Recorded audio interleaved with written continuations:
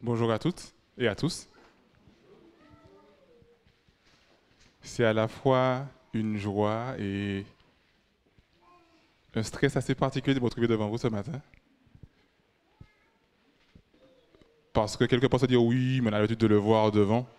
Mais c'est toujours pouvoir se dire que quand on vient, qu'on a parlé de la part de Dieu, que quelque part on n'a pas envie de parler de soi, mais on a envie vraiment que Dieu puisse être celui qui parle. Et ça, quelque part, nous met une pression à nous parce que c'est de dire Seigneur, prends toi le contrôle. Parce que si je prends moi le contrôle, ce n'est pas moi qui parle. Et si c'est moi qui parle et que ce n'est pas Dieu qui parle, ben, on ne va nulle part. Et je voudrais vous inviter à pouvoir prier avec moi ce matin. Tendre Père, merci d'être celui qui parlera ce matin. Que ton sang puisse remplir nos vies, que ton esprit puisse nous conduire et que tout ce qui sera dit ce matin soit pour chacun d'entre nous une parole qui le rapproche davantage de toi. Que toute la gloire te revienne. Nous t'avons prié en Jésus. Amen.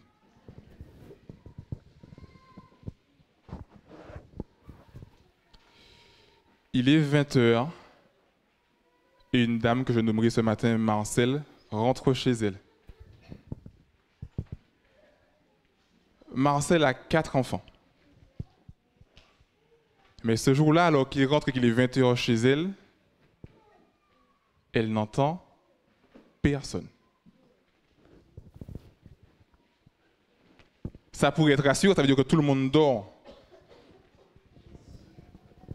Mais en fait, quand elle rentre dans la maison, elle se rend compte qu'en fait, personne. Elle arrive dans son salon et elle trouve son mari qui baigne dans le canapé, dans son sang. Son premier réflexe a été d'appeler les secours et de pouvoir ramener son mari à l'hôpital. Rapidement, son pronostic vital n'était plus engagé. Et alors, à ce moment-là, elle est en train de se poser la question et de poser à ses enfants la question, mais qu'est-ce qui s'est passé? Et sa fille aînée de 15 ans de dire, maman, c'est moi.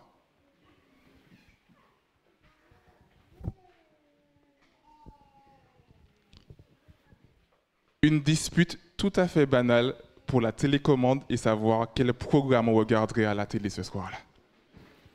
Et cette jeune de 15 ans a été en cuisine, a pris un couteau et a poignardé son père. Ça paraît surréaliste. Dans ce petit village du Gard, il y a de ça quelque temps, un soir d'automne. Et pourtant, c'est ce qui se passe aujourd'hui parfois autour de nous. Et certains, sous couvert d'humour un petit peu sarcastique, diraient « ça ne serait jamais arrivé s'ils avaient l'offre multi-écran de CanalSat ». Et ça peut faire rire ou pas.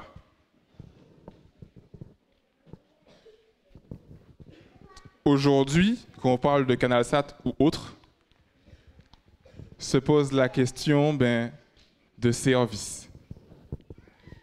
Et j'aimerais vous poser une question. J'aimerais voir à main levée, n'ayez pas peur, la main de ceux qui n'ont jamais dit « je n'ai pas le temps » ou « je n'ai pas eu le temps ».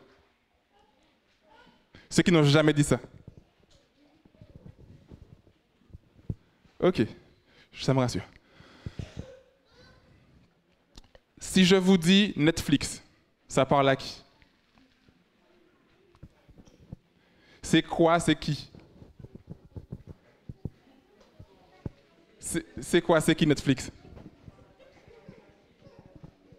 C'est un site pour regarder des films. Ok. Alors, Netflix, son histoire a démarré en 1997 par 2 informaticiens chez eux qui se sont dit comment permettre aux gens d'aller à l'ancienne dans une vidéothèque acheter des DVD ou des cassettes VHS, pour ceux qui s'en rappellent, et de pouvoir louer des vidéos en ligne. Au 3e trimestre 2017, Netflix comptait un peu plus de 109 millions d'utilisateurs journaliers, temps sur des ordis, des télés, des téléphones portables, des consoles, et j'en passe.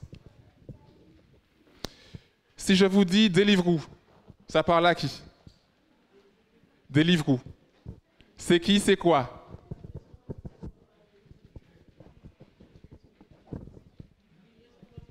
Livraison de repas à domicile. À vélo. Ok. Beaucoup à avoir vu. Ils ont démarré en 2013 par Will Chu et Greg Orlowski à Londres. Et aujourd'hui, il y a un peu plus de 200 à 300 villes qui sont couvertes par des services de livraison à vélo. Cool. Si je vous parle du bouton Dash d'Amazon, ça parle à qui? Ok, à 2 ou 3. Cool.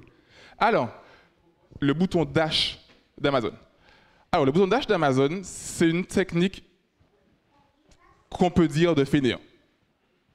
Ça veut dire que vous achetez un bouton qui est collé chez vous, là où vous voulez, qui est connecté au Wi-Fi chez vous et connecté à votre compte Amazon. Et quand il manque quelque chose, au lieu d'aller sur le site en ligne et faire une commande, d'aller en supermarché faire une commande, vous appuyez dessus et ça lance une commande tout seul qui arrive chez vous en 24 heures. Ça va pour tout, du vêtement à la lessive, en passant par ce que vous voulez. Si je vous parle d'Auchan Drive, ou de Leclerc Drive, ou ce que vous voulez, Carrefour Drive, ça parle à des gens ou pas du tout? Ok. Ces services d'Auchan Drive ont été lancés tout près d'ici, à Leers, en 2000. Fâche-tu-Méline l'a suivi en 2006. Maintenant, tout le monde commande en ligne, c'est plus simple, je fais ma commande, je passe après le boulot et je pars. Si je vous parle de Pic Assiette, ça parle à des gens ou pas du tout? C'est une boîte française. Non? Alors, Pic Assiette, quels sont ceux qui connaissent Blablacar? C'est le même principe, mais pour la bouffe. Donc, ceux qui aiment faire à manger peuvent dire « Je devais faire des pâtes pour 2 personnes, j'en ai fait pour 10. Je mets en ligne une photo de mon repas et celui qui, quelque part, a la flemme de faire à manger peut commander en ligne, venir prendre sa petite barquette et rentrer chez lui. »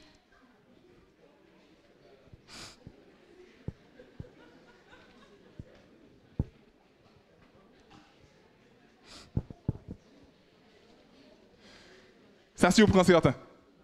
Pourtant, ça existe. C'est français. Ils se sont lancés, ça marche plutôt bien parce que les gens, souvent par le courage, se disent c'est le resto en moins cher avec plus ou moins on sait ce qu'il y a dedans. Vous m'avez compris. On n'a jamais eu autant de services disponibles à moindre effort. Et pourtant, aujourd'hui, ce qui retombe le plus souvent, c'est « j'ai pas eu le temps ».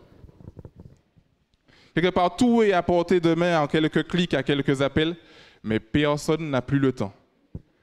Et cette semaine, j'entendais des collègues qui parlaient au boulot du fait de se dire « Bon, on a besoin de jouer. Alors, si ma copine a bien lancé la commande sur Drive et qu'il n'y a pas d'embouteillage, je finis à 18h10, mais j'arrive chez moi à 18h40, on va pouvoir commencer à jouer. » Et c'est un cas entre autres. J'en ai plein comme ça de gens que je côtoie et qui me disent « En fait, j'ai fait ma commande en ligne, j'ai fait mon repas livré par Deliveroo et je vais squatter mon canapé toute la soirée. » La course au temps fait qu'aujourd'hui, tout devient à la demande, en passant des services en ligne, la nourriture, les films, les médias et tout ce qu'on veut. Cette semaine, dans mon boulot, je bosse dans l'informatique, pour ceux qui ne savent pas. Et je suis un client où il y a un site e-commerce et on parle de 3 types de clients. Les clients satisfaits, les clients tolérants et les clients frustrés. Alors, le client satisfait, c'est celui qui a eu son info rapidement. Donc, il va arriver, pouvoir lancer sa commande rapidement, il sait ce qu'il veut, il va, c'est là, je commande, j'ai fini. Le client frustré, c'est celui qui doit chercher l'information par 15 000 chemins où le site est trop long à répondre. Donc, du coup, il est frustré, il s'en va. Et le tolérant, c'est celui qui est un petit peu entre les deux. Et je me suis posé la question, puisqu'aujourd'hui, quasiment tout est en vidéo, tout est à la demande, tout est en VOD, est-ce que 2018 ce ne serait pas l'année de Dieu à la demande.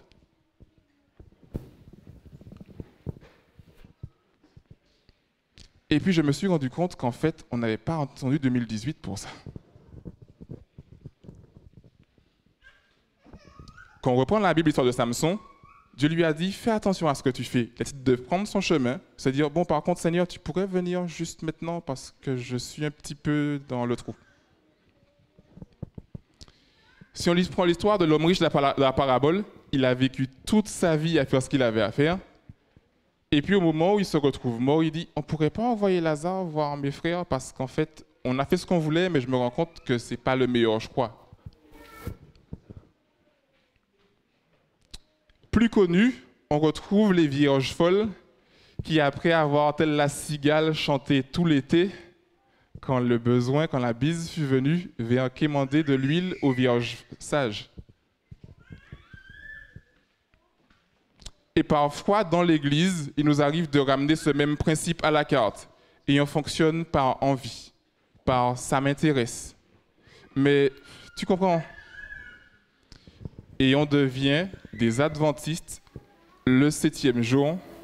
Bon, le 7e jour, entre guillemets, entre 11h et midi, lors du culte, exactement comme on irait à la messe, et puis on repart chez nous. Et tout va bien tant que personne ne me demande de faire quoi que ce soit. Et si on vient me parler, vous savez, de toute façon, il y a le culte en ligne, il y a Évry, il y a Paris Sud, il y a un petit peu tout le monde. Je reste chez moi, et puis rendez-vous la prochaine fois. Et je me suis posé la question de savoir, mais qu'est-ce qui pourrait clocher pour qu'aujourd'hui ils disent, temps de prière, non merci. Programme de louange, ça ne m'intéresse pas. Programme d'évangélisation, non. Programme de santé, j'ai pas envie. Est-ce que je peux compter sur toi? Je suis fatigué. Tu as passé un temps avec Dieu cette semaine? Comment dire? Dans ma voiture, j'ai la Bible en format audio. Et puis j'écoute. Bon, du moins j'écoute entre deux. Gars, regardez-moi le complété par l'adjectif que vous voulez entre les deux.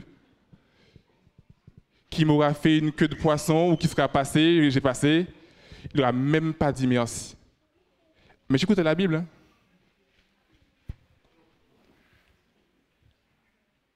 Tu as prié. Pris quoi? Ah, le Kinder Bueno, oui, c'est moi qui l'ai pris. J'ai commandé un paquet pour l'option commande sur Drive. Il n'y a pas de problème, ça va arriver. Et on fonctionne par ce fonctionnement, par système comme ça, jusqu'au premier bouton qu'on voit sur son visage. Et à ce moment-là, on passe 3 heures à pouvoir prier. Seigneur, Père grand, Dieu 3 fois saint, je viens avec assurance assiéger le trône de ta grâce pour implorer ta miséricorde. C'est pas un petit peu hypocrite? Mais très souvent, c'est ce qui nous arrive encore aujourd'hui. Et je me suis dit, quelque part, c'est qu'on n'a pas peur du fameux « mais tu es qui ?» Comme on dirait chez moi, « où c'est qui moun ?» Je connais Jésus, je connais l'Esprit Saint, mais toi, qui es-tu? Et je me suis dit que quelque part, on avait aussi des leçons à tirer pour nous, chrétiens, aujourd'hui, de Netflix ou de n'importe quel service de VOD ou de service à la demande. Et la première chose que moi je retiens, c'est que pour profiter de Netflix, d'Amazon ou de Deliveroo ou peu importe, il faut être abonné. Et je vais vous inviter à prendre vos Bibles avec moi dans Jean 15, versets 4 à 5. Jean 15, 4 à 5. 4 et 5.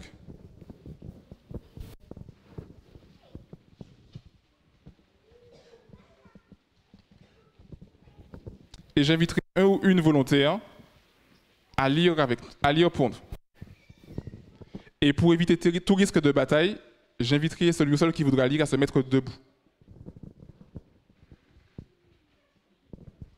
Jean 15, 4 et 5. Merci. Celui qui demeure en moi et que je demeure porte beaucoup de fruits, car sans moi, vous ne pouvez rien faire.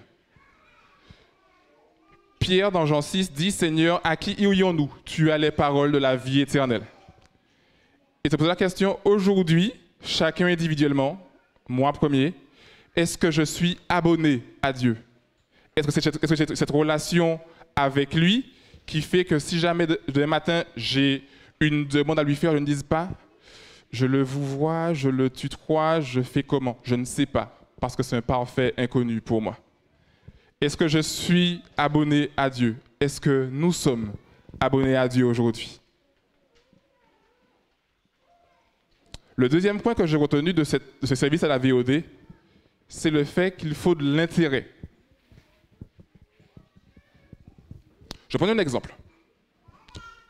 Chez Amazon, il y a 2 systèmes d'abonnement. Soit le classique, comme tout le monde, soit le système qui a aussi appelé le système Prime, où on est livré, on peut commander jusqu'à aujourd'hui 16 h, même le week-end, et être livré le lendemain avant midi. Si je commande chez Amazon 2 fois dans l'année, est-ce que je vais prendre un abonnement à quasiment 50 € l'année pour être livré à 24 heures? Non. Ça ne sert à rien.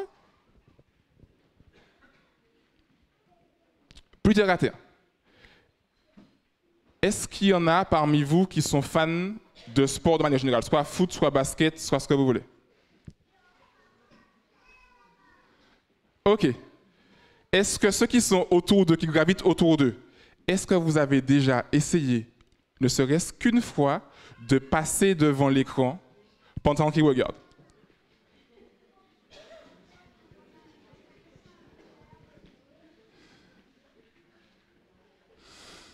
Pour ceux qui ont essayé, ils sont conscients comme moi que ce n'est pas tout à fait sécure de faire ça. Et j'ai envie de dire, malheureusement, à part prendre l'exemple de la fille de 15 ans du début du message, mais faisons attention quand même. Et je me suis doublement interrogé vis-à-vis de ça, parce que je ne sais pas pour vous. Je vais regarder une émission ou le journal ou peu importe, tout va bien, je peux arriver à faire tout ce que je veux en même temps, il n'y a aucun parasite. Je vais décider de prendre ma Bible ou de prier, c'est là que mon cerveau s'allume comme ça, réfléchir à tout ce qui va se passer dans la maison. Le bruit du voisin qui est en train de se laver, la machine de l'autre voisine qui tourne, le chien dans la rue qui est en train d'aboyer, et tout fait qu'on est tout sauf concentré.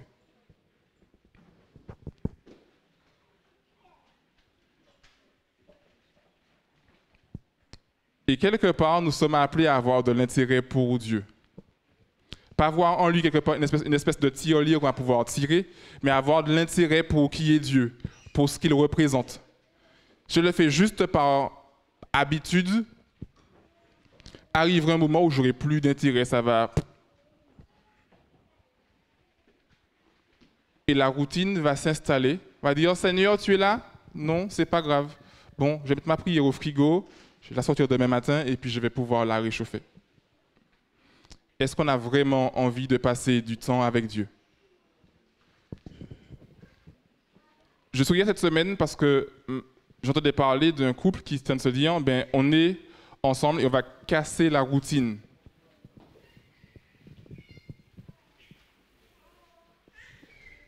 Et c'est important que dans la relation avec Dieu, nous puissions aussi casser cette routine-là. Cette semaine, je parlais avec 2 jeunes qui sont aujourd'hui mariés, qui me disaient que pendant leur période de fréquentation, ils attendaient avec impatience le temps de pouvoir se retrouver. Et certains pourraient être frustrés en arrivant à la gare en disant « mais t'es pas encore arrivé !»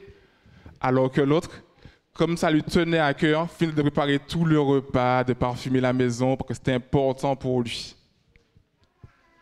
Est-ce que notre temps avec Dieu, un truc qu'on attend avec impatience, c'est dire « ah oui, c'est vrai, il faut prier ce matin. » Bon, d'accord. Seigneur, merci pour la journée. Amen.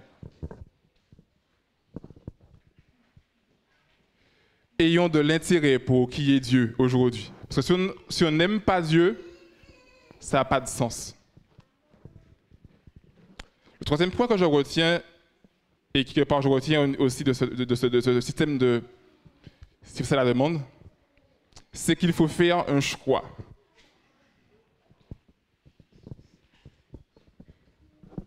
Quels sont ceux parmi vous qui peuvent faire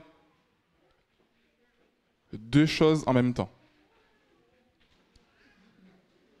3 choses? 7? J'ai entendu les femmes, mais non.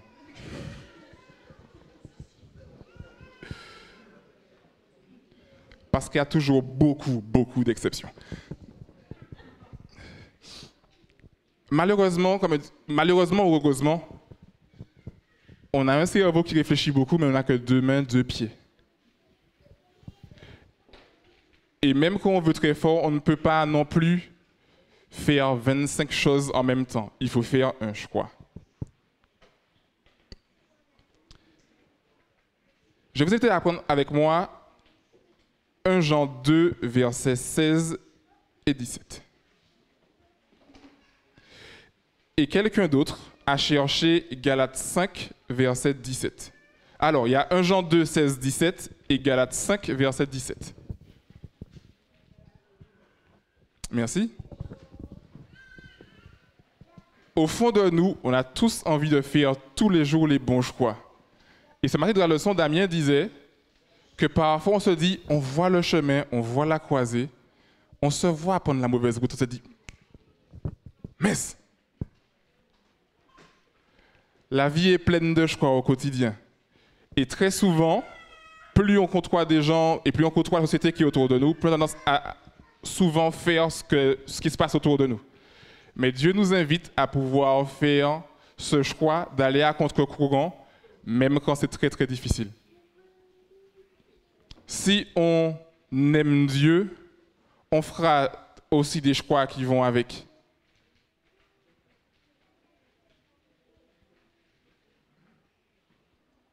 Parfois, marcher avec Dieu, c'est pouvoir faire ce choix de se dire, je mets mes yeux sur Dieu, je choisis de mettre le programme sur Dieu et de jeter la télécommande parce que pour moi, c'est important de ne garder... le plus important pour moi, c'est Dieu. Dans un couple marié, j'avais dit très souvent, on se marie pour le meilleur et le meilleur. Non?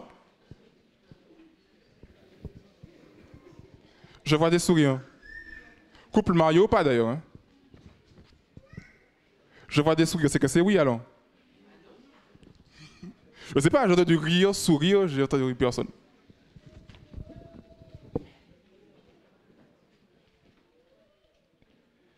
Est-ce qu'on se marie uniquement pour la taille 38 ou 40 ou 36 et puis le jour où tu prends 2 tailles au-dessus, c'est fini?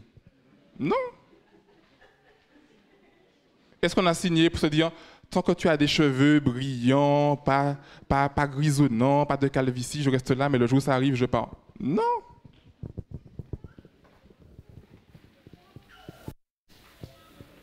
Est-ce que j'ai signé uniquement pour les bons petits plats, le jour où tu cuisines plus, tant pis, je passerai chez Pique Assiette? Non.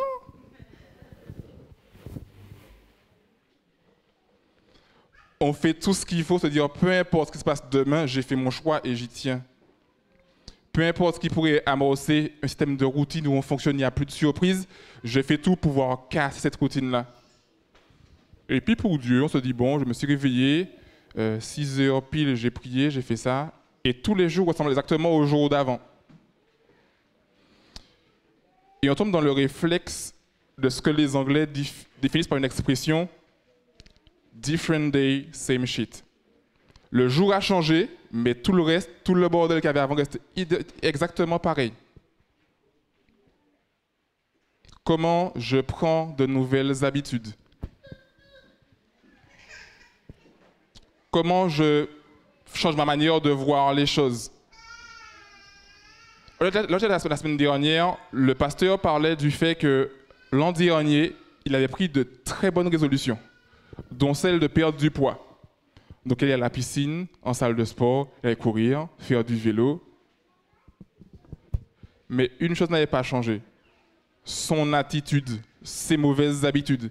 Donc, il faisait du sport 4 fois par semaine, mais il mangeait pizza et burger 5 fois par semaine.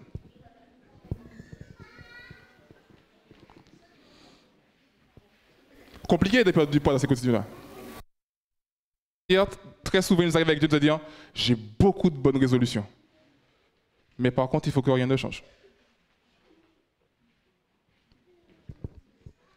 Et ça rejoint le 4e point qui pour moi est important et que j'aurais appris aussi de Netflix.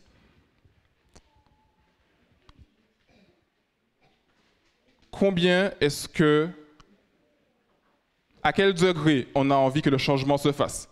À quel degré on a envie de casser cette routine-là? Je vais vous inviter à prendre avec moi Ésaïe 43 et le verset 4. Ésaïe 43, verset 4.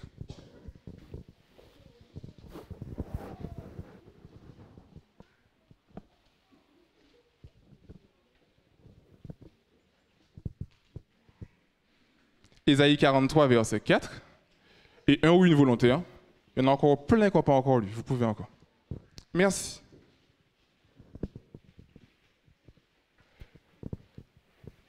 Dans ma version, le verset 4 est traduit comme ceci.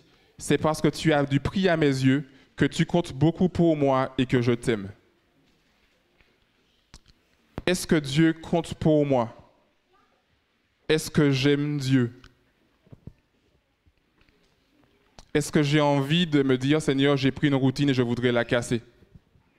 Ou est-ce que je vivote un petit peu comme la Odyssée, ni trop froid, ni trop bouillant, un peu entre les deux?